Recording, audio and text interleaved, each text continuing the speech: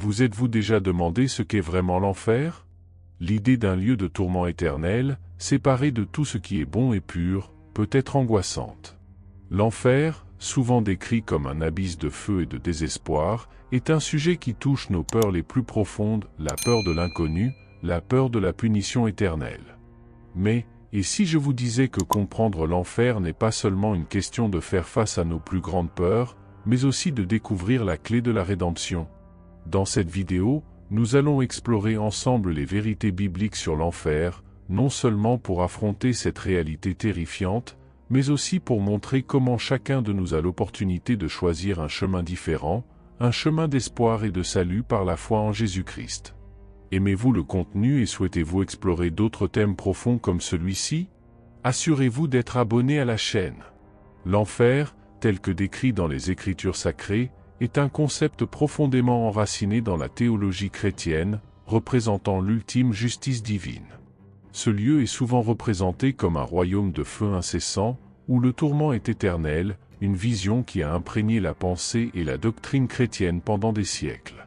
Dans la Bible, différents livres, en particulier l'Apocalypse, offrent des descriptions vivantes de ce lieu de punition.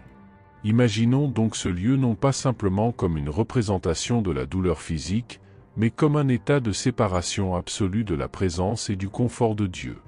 C'est ici que réside la véritable terreur de l'enfer, non seulement dans les flammes qui ne s'éteignent jamais, mais dans la conscience éternelle d'un destin irrévocable, loin de toute espérance de rédemption ou d'amour divin. Les flammes de l'enfer, décrites en détail dans les Écritures, sont symboliques de l'ardeur et de l'intensité du châtiment qui attend ceux qui s'écartent des voies établies par Dieu. La Bible utilise cette image puissante pour communiquer non seulement l'aspect physique de la souffrance, mais aussi le tourment émotionnel et spirituel. C'est un rappel constant de la gravité du péché et de la justice inflexible de Dieu. Dans ce contexte, le feu de l'enfer sert d'avertissement sombre et d'outil d'introspection pour les fidèles. Il reflète le sérieux avec lequel Dieu considère la justice et l'engagement moral, incitant les croyants à vivre leur vie de manière droite et juste, conscients des conséquences éternelles de leurs actes. En considérant l'enfer, nous sommes invités à réfléchir à nos propres vies, à nos choix et au destin final que chacun de nous souhaite atteindre. Apocalypse 20h10 est un verset qui capture vivement l'essence de ce que beaucoup de théologiens et de spécialistes de la Bible interprètent comme le destin final des condamnés. Ce verset décrit l'enfer comme un « lac de feu et de soufre », une image puissante qui évoque un sentiment de crainte et de gravité éternelle. La référence au lac suggère une immensité, un expansé où il n'y a aucun espoir de fuite ou de fin à la souffrance qui imprègne ce territoire de perdition. Avant de continuer, j'ai une question pour vous, avez-vous peur de l'enfer? Comment ce concept affecte-t-il votre vision de la vie et de la spiritualité? Partagez vos opinions et vos sentiments dans les commentaires ci-dessous. Créons ensemble une conversation riche et profonde sur ce sujet intrigant. L'élément du feu, souvent utilisé dans les Écritures pour symboliser la purification et le jugement, représente ici une punition incessante. Le soufre, un matériau connu pour son odeur pénétrante et désagréable, amplifie la sensation d'un environnement hostile et torturant. Ensemble, le feu et le soufre créent une scène de tourment extrême, reflétant la sévérité du jugement divin. Cette description souligne non seulement l'intensité de la souffrance mais aussi la nature permanente de celle-ci. Les condamnés, selon le texte, seront tourmentés jour et nuit pour les siècles des siècles. Cette expression réitère l'idée d'un châtiment interminable, sans soulagement ni interruption, soulignant le poids de la justice éternelle qui repose sur ceux qui s'écartent des chemins prescrits par Dieu. Ce verset sert donc de rappel solennel de la gravité avec laquelle Dieu aborde la question du péché et de la rébellion contre ses commandements. Le « lac de feu et de soufre » symbolise l'apogée de la séparation définitive entre les condamnés et la sainteté de Dieu, une barrière irrévocable établie par la justice divine. En méditant sur ce texte, les fidèles sont confrontés à la réalité de l'enfer, non seulement comme un concept théologique, mais aussi comme un appel à la réflexion sur leur propre vie et choix spirituels. Jésus, tout au long de ses enseignements enregistrés dans les évangiles, souligne à plusieurs reprises les conséquences du péché et le danger imminent de l'enfer. Il ne parle pas seulement de l'enfer comme un lieu de tourment éternel, mais l'utilise également comme une grave mise en garde pour inciter à une vie de droiture et d'obéissance aux commandements divins. Ces avertissements sont adressés à tous, indépendamment de leur position sociale ou spirituelle, soulignant l'universalité du message de salut et la nécessité de conversion. L'une des avertissements les plus emblématiques de Jésus sur l'enfer peut être trouvée lorsqu'il discute de la gravité d'éviter le péché à tout prix. Par exemple, dans Matthieu 5, 29-30, il conseille que si un œil ou une main conduit quelqu'un à pécher, il serait préférable de les retirer plutôt que de permettre que tout le corps soit jeté en enfer. Cet enseignement dramatique ne suggère pas une automutilation littérale, mais souligne plutôt l'importance de se débarrasser radicalement de toute influence qui pourrait conduire au péché. Jésus utilise également des paraboles et des métaphores pour illustrer la réalité de l'enfer, comme celle du riche et de Lazare dans Luc 16. Cette histoire décrit un homme riche qui vivait dans le luxe et un mendiant nommé Lazare qui souffrait à sa porte. Après la mort, le riche se retrouve dans l'agonie dans le Hadès, tandis que Lazare était réconforté aux côtés d'Abraham. Le récit met en lumière non seulement les implications éternelles des choix terrestres, mais aussi la justice divine qui transcende les richesses et le statut social. À travers ces instructions, Jésus non seulement alerte sur le danger de l'enfer, mais offre également une vision de la miséricorde et du pardon disponible à travers le repentir. Il renforce que l'enfer est une réalité évitable et que l'adhésion aux enseignements divins peut garantir une destinée différente, une de paix et de présence éternelle avec Dieu. Ainsi, les exhortations de Jésus sur l'enfer servent d'appel puissant à une évaluation personnelle et à une transformation spirituelle. Elles sont destinées à éveiller chez les auditeurs la gravité du péché et l'urgence de la conversion, leur rappelant constamment la réalité du jugement éternel et la nécessité de rechercher Dieu avec un cœur sincère et un esprit renouvelé. N'oubliez pas d'activer la cloche pour recevoir des notifications chaque fois que nous publions quelque chose de nouveau. Votre participation est cruciale pour que nous continuions à croître et à apporter des contenus précieux pour vous. Inscrivez-vous maintenant et faites partie de notre communauté. L'origine du mot « enfer » est profondément enracinée dans le contexte historique et culturel de l'ancien Israël, se référant spécifiquement à la vallée de Hinnom. Cette vallée, située à l'extérieur des murs de Jérusalem, était à l'origine un lieu de signification sombre et terrible, car elle était utilisée pour des pratiques abominables aux yeux de la société de l'époque, y compris les sacrifices humains faits aux dieux païens comme Moloch. Au fil du temps, la vallée de Hinnom s'est transformée en un lieu où les habitants de Jérusalem jetaient leurs ordures.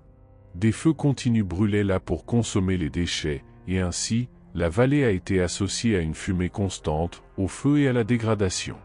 Le décor désolé et les souvenirs des pratiques païennes antérieures ont contribué à faire de cette vallée un symbole du jugement final et de la punition éternelle. Le terme hébreu « Géhen », dérivé du nom géographique de la vallée, Géhinnom, a donc été adopté dans les écritures juives et chrétiennes pour représenter l'enfer, un lieu de tourment éternel pour les impies. Cet usage métaphorique servait à illustrer de manière vivante le destin final de ceux qui s'écartaient des voies de Dieu, fournissant une image tangible d'une réalité spirituelle abstraite. Au fil du temps, cette représentation de la vallée de Hinnom comme un lieu de feu éternel et de souffrance incessante est devenue un puissant instrument théologique pour enseigner la moralité, les conséquences du péché et l'importance de la rédemption et du repentir. Par cette analogie, les enseignements bibliques cherchent à instiller un sens d'urgence et de sérieux concernant la vie morale et spirituelle, soulignant que les choix faits dans la vie ont des échos qui peuvent résonner pour l'éternité. Ainsi, en mentionnant l'enfer, on évoque non seulement un lieu physique d'anciennes transgressions, mais aussi un concept profondément enraciné dans la théologie qui met en garde contre les sévères conséquences du péché et la réalité du jugement divin. L'image de la vallée de Hinnom comme enfer continue d'être un rappel poignant de la nécessité de vivre une vie alignée sur les valeurs et les commandements divins, mettant en avant la justice et la miséricorde comme fondements essentiels de la foi. Dans le contexte du Nouveau Testament, la description de l'enfer s'élargit pour inclure non seulement des images de feu et de soufre, mais aussi de ténèbres complètes et d'isolement profond, créant une représentation encore plus terrifiante de la séparation éternelle d'avec Dieu. Cet aspect de l'enfer est crucial, car il souligne l'absence complète de lumière, tant physique que spirituelle, qui symbolise le manque de présence divine, qui est la véritable source de toute lumière et espérance. Les ténèbres complètes sont mentionnées dans des passages comme Matthieu 8h12, où Jésus dit que les fils du royaume seront jetés dans les ténèbres extérieures. Là, il y aura des pleurs et des grincements de dents. Cette description indique un état de lamentation incessante et de profonde angoisse, où il n'y a aucun réconfort ni soulagement en vue. Les pleurs et grincements de dents sont des expressions qui transmettent la douleur intense et le remords éternel de ceux qui se trouvent dans cet endroit, reflétant la sévérité de leurs conséquences spirituelles. Ces ténèbres en enfer ne représentent pas seulement l'absence de lumière visible, mais aussi la privation complète de toute sensation d'amour, de paix ou de communion. C'est un isolement qui va au-delà du physique, pénétrant au cœur de l'existence spirituelle d'une personne. Cet isolement est décrit comme si intense que chaque individu est essentiellement seul avec sa douleur et son remords, sans possibilité de partager ou d'alléger sa souffrance avec d'autres. De plus, la narrative biblique utilise ces images pour souligner la justice de Dieu, celle qui sépare de manière juste et définitive ceux qui rejettent les voies divines de ceux qui les acceptent. Les ténèbres et l'isolement de l'enfer servent de sombres rappels de ce qui est en jeu dans la vie spirituelle de chaque personne. Le choix entre la communion éternelle avec Dieu ou la séparation éternelle est douloureuse. Ainsi, dans le Nouveau Testament, l'enfer est présenté non seulement comme un lieu de punition, mais aussi comme un avertissement sur l'importance de chercher une vie alignée sur les enseignements du Christ, évitant les actions qui conduisent à l'obscurité spirituelle. Cette description vise à toucher le cœur des fidèles, les incitant à réfléchir sur leur propre vie et à rechercher la rédemption offerte par la grâce de Dieu. C'est un appel pour que chaque personne reconnaisse la gravité du péché et la nécessité urgente de conversion, afin d'éviter un destin de ténèbres et de désespoir éternel. Dans la doctrine chrétienne, il est crucial de comprendre le but original de l'enfer, qui a été établi comme un lieu de punition pour le diable et ses anges. Ces êtres célestes, initialement créés par Dieu comme des entités pures et puissantes, ont choisi de se rebeller contre l'autorité divine. Cette rébellion, menée par Lucifer, l'un des plus éminents parmi eux, a marqué une rupture catastrophique dans l'ordre céleste, résultant en leur expulsion du paradis. L'enfer a donc été conçu comme une réponse directe à cette révolte céleste. Il est décrit en termes théologiques comme un espace créé par Dieu pour contenir et punir ces êtres déchus, non seulement comme un lieu de tourment, mais comme un symbole de la justice divine face à la désobéissance et au mal. Ce lieu de punition éternelle reflète la nature sévère des conséquences de la rébellion contre Dieu. Cependant, le but de l'enfer s'élargit à mesure que le concept est exploré tout au long des Écritures. Il ne se limite pas seulement aux anges déchus, il devient également la destination finale pour les êtres humains qui, par leurs propres choix et actions, suivent un chemin de péché et de rébellion similaire.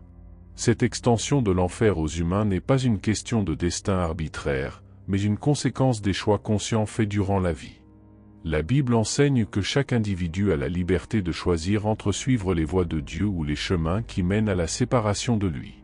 Ainsi, l'enfer représente aussi une séparation éternelle de Dieu, la source de toute bonté, lumière et vie. Pour ceux qui choisissent de rejeter les préceptes et le salut offert par Dieu à travers Jésus-Christ, l'enfer est le résultat final de cette décision délibérée. Cette compréhension sert de puissant rappel des implications éternelles des décisions prises dans la vie. La description de l'enfer comme destin des anges et des humains rebelles sert à souligner la justice de Dieu, non pas comme une force punitive impulsive, mais comme un principe équitable qui respecte l'autonomie morale de ses créations, récompensant la droiture et punissant l'iniquité selon le libre choix de chaque être. Par conséquent, l'enfer, dans son rôle théologique et doctrinal, ne remplit pas seulement une fonction de punition, mais agit également comme un élément crucial dans la compréhension de la responsabilité morale et de la souveraineté de Dieu. Il souligne la gravité du péché et l'importance de vivre une vie alignée sur les valeurs divines, offrant un contraste sombre avec le destin prometteur réservé à ceux qui choisissent de suivre le chemin de la rédemption.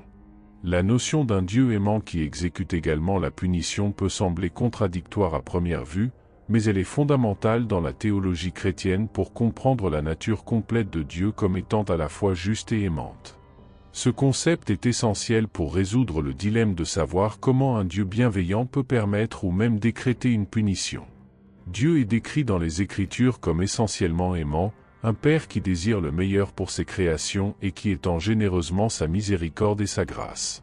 Cependant, ce même Dieu est également représenté comme suprêmement saint et juste, incapable d'ignorer le péché. La justice divine n'est donc pas un attribut secondaire, mais une expression intrinsèque de sa nature, aussi fondamentale que son amour. En pratique, cela signifie que Dieu aime profondément ses créations, mais exige également que des normes morales soient maintenues.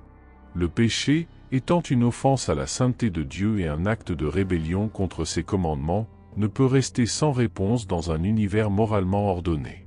La punition est donc nécessaire non seulement pour imposer les conséquences du péché, mais aussi pour réaffirmer l'ordre moral de l'univers que Dieu a créé. Le principe de la justice divine est alors vu non pas comme un déni de l'amour de Dieu, mais comme une confirmation que chaque action a une conséquence appropriée. L'idée de punition est présentée dans les Écritures non seulement comme une menace, mais comme une partie nécessaire du plan divin pour restaurer l'équilibre et la justice. Cela se reflète dans la doctrine de l'enfer, qui, bien qu'étant d'un concept difficile et souvent perturbant, sert à illustrer la gravité avec laquelle Dieu considère le péché et l'importance de vivre conformément aux lois divines. De plus, la possibilité de rédemption par Jésus-Christ est un témoignage de l'amour de Dieu, offrant à tous une échappatoire à la punition que le péché mérite. Par la mort et la résurrection du Christ, Dieu fournit un moyen pour que les pécheurs soient rachetés, réconciliant ainsi sa justice avec son amour. Cet acte de salut souligne que, bien que Dieu ne puisse ignorer le péché, il a également fait des dispositions extraordinaires pour que l'humanité puisse être sauvée de la juste punition que le péché invoque. Ainsi, la coexistence de l'amour et de la justice en Dieu est fondamentale pour comprendre le caractère divin complet. Cela démontre que Dieu n'est pas seulement un juge juste, mais aussi un sauveur aimant qui souhaite que tous se tournent vers lui et vivent. Cette compréhension permet aux croyants d'apprécier la profondeur et la complexité de la nature de Dieu et la gravité de suivre ses voies. L'enfer est souvent dépeint dans les Écritures et la théologie chrétienne non seulement comme un lieu physique de tourment et de feu, mais comme une réalité spirituelle profondément angoissante de séparation éternelle d'avec Dieu. Cette séparation est au cœur de ce qui rend l'enfer une destination si terrible et redoutée. Dieu, en tant que source de toute bonté, lumière et vie, est le fondement du bien-être et du bonheur dans l'univers. Être séparé de Dieu signifie donc être coupé de toutes les qualités qui rendent l'existence pleine et significative. Cette séparation éternelle n'est pas simplement une question de distance physique, mais une aliénation complète en termes de relations et de communion. Au ciel, les fidèles jouissent de la présence continue et réconfortante de Dieu, où il n'y a ni douleur, ni tristesse, ni souffrance. En contraste, l'enfer est décrit comme un état où de telles consolations sont totalement absentes. Les personnes qui se trouvent dans cet état de séparation éternelle vivent non seulement un isolement physique, mais aussi une profonde solitude spirituelle, sachant qu'elles sont éternellement séparées de l'amour et de la miséricorde qui auraient pu être les leurs. Cet aspect de l'enfer comme une séparation de tout ce qui est bon souligne que les conséquences du péché et du rejet de Dieu vont bien au-delà de la souffrance physique. Le feu et le soufre sont symboliques de la souffrance interne et de la destruction qui viennent de vivre dans un état de complète opposition au mode de vie que Dieu souhaite pour ses créatures. La douleur la plus profonde de l'enfer est donc la réalisation que l'opportunité de réconciliation avec Dieu a été irrévocablement perdue. De plus, cette séparation d'avec Dieu implique d'être coupé de toutes les sources de bonté qui émanent de sa présence. Cela inclut la joie, la paix, l'amour et l'espérance. La vie en enfer est décrite comme une existence où ces qualités essentielles sont inaccessibles, laissant seulement le désespoir et le regret éternel comme compagnons constants. C'est un état de conscience où chaque personne reconnaît pleinement les opportunités perdues de choisir un chemin différent. Par conséquent, comprendre l'enfer de cette manière aide à illustrer la gravité du péché et l'importance critique de la décision de chaque personne de rechercher Dieu et son salut à travers Jésus-Christ. La théologie de l'enfer sert d'appel puissant à une réflexion sérieuse sur les choix spirituels et moraux et sur l'éternité que ces choix façonnent. Le message central est que la séparation d'avec Dieu n'est pas seulement une condition temporaire, mais une réalité éternelle qui affecte profondément le cœur de l'existence humaine, soulignant le besoin urgent de réconciliation avec Dieu tant qu'il y a une opportunité. La Bible, dans son récit complet sur la condition humaine, ne présente pas seulement des avertissements clairs sur la réalité de l'enfer, mais met également en avant l'espoir disponible à travers la foi en Jésus-Christ. Cet équilibre entre avertissement et promesse est central dans le message chrétien, offrant aux fidèles non seulement une compréhension des conséquences du péché, mais aussi un chemin clair vers la rédemption. Le concept d'enfer dans la Bible sert de rappel sérieux et puissant des profondes implications du péché et du rejet de Dieu. Il est décrit non seulement comme une destination de tourments physiques et spirituels, mais comme le résultat final d'une vie vécue en contradiction avec les préceptes divins. Cette représentation a pour but de provoquer une réflexion personnelle sur les choix moraux et spirituels de chaque individu. Simultanément, la Bible révèle la promesse de salut accessible par la foi en Jésus-Christ. Ce salut n'est pas seulement présenté comme une alternative à l'enfer, mais comme l'accomplissement du profond amour de Dieu pour l'humanité. À travers la vie, la mort et la résurrection de Jésus, Dieu établit un moyen par lequel les personnes peuvent être réconciliées avec lui, malgré leurs péchés et leurs fautes. Cet acte de grâce divine est central pour la foi chrétienne et est un message d'espoir et de renouvellement. La foi en Christ est décrite comme la clé qui déverrouille la porte du salut éternel. Par cette foi, les croyants sont justifiés devant Dieu, leurs transgressions sont pardonnées, et ils sont promis une éternité en présence de Dieu, libres de la souffrance et de l'isolement qui caractérisent l'enfer. Cette promesse de salut est globale, offerte à toutes les personnes, indépendamment de leur passé, soulignant l'accessibilité de la grâce de Dieu. Le message de la Bible sur l'enfer et le salut est donc un appel à l'action. Il encourage chacun à considérer sérieusement les implications éternelles de leur choix et à embrasser la foi en Jésus comme le moyen par lequel ils peuvent éviter le destin de l'enfer. Ainsi, la doctrine de l'enfer, loin d'être juste une image de désespoir, est aussi un catalyseur pour la recherche d'une vie transformée à travers la relation avec Dieu. Cet enseignement dual sur l'enfer et le salut à travers Christ offre non seulement une vision équilibrée de la justice et de la miséricorde divine, mais sert aussi de fondement essentiel pour la vie et la pratique chrétienne, motivant les croyants à vivre d'une manière qui reflète leur foi et leur espoir dans la promesse de la vie éternelle. La conclusion de cette vidéo souligne une vérité fondamentale contenue dans les Écritures, l'importance critique de la décision individuelle de répondre à l'invitation divine au salut. Ce choix n'est pas juste une question de préférence personnelle, mais une décision qui a des implications éternelles. La Bible établit clairement que chaque personne a devant elle deux chemins, l'un qui mène à la vie éternelle auprès de Dieu et l'autre qui mène à la condamnation éternelle, loin de sa présence. Le salut offert par Dieu à travers Jésus-Christ est décrit comme un don gratuit, disponible à tous ceux qui choisissent de l'accepter. Ce don n'est pas basé sur des mérites humains ou des réalisations, mais sur la grâce imméritée de Dieu. Accepter ce salut signifie reconnaître le besoin de Dieu, se repentir des péchés et faire confiance à Jésus comme le seul qui peut réconcilier l'individu avec Dieu. Ce processus d'acceptation est un acte profondément personnel et transformateur. En prenant cette décision, la personne évite non seulement le destin de l'enfer, mais entre également dans une relation avec Dieu caractérisée par l'amour, la protection et la promesse d'une éternité en sa présence. La vie éternelle promise dans les Écritures n'est pas simplement une extension infinie des jours, mais une qualité de vie qui commence ici sur terre et continue au ciel, une vie pleine de sens, de but et de joie en compagnie de Dieu.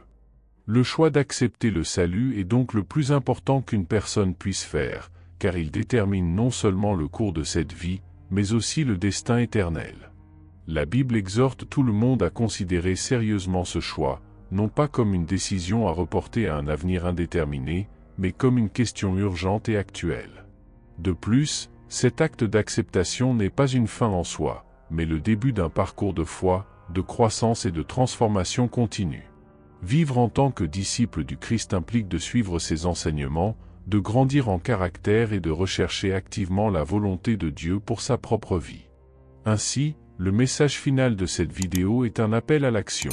Pour que tous reconnaissent la gravité des choix spirituels qu'ils font, acceptent la grâce offerte par Dieu et entrent sur un chemin de foi qui mène à la vie éternelle. C'est une opportunité de transformation et de rédemption ouverte à tous, indépendamment du passé, car l'offre de salut est étendue et inclusive, reflétant le profond amour de Dieu pour toute l'humanité. En arrivant à la fin de cette vidéo, nous aimerions beaucoup connaître votre opinion. Si vous avez regardé jusqu'ici, veuillez laisser un commentaire indiquant que vous êtes arrivé à la fin et partager ce que vous pensez du contenu. Vos impressions sont précieuses pour nous et aident à façonner les futures vidéos. Qu'avez-vous appris? Y a-t-il quelque chose que vous aimeriez explorer plus profondément dans les vidéos futures? Nous sommes impatients de lire vos commentaires.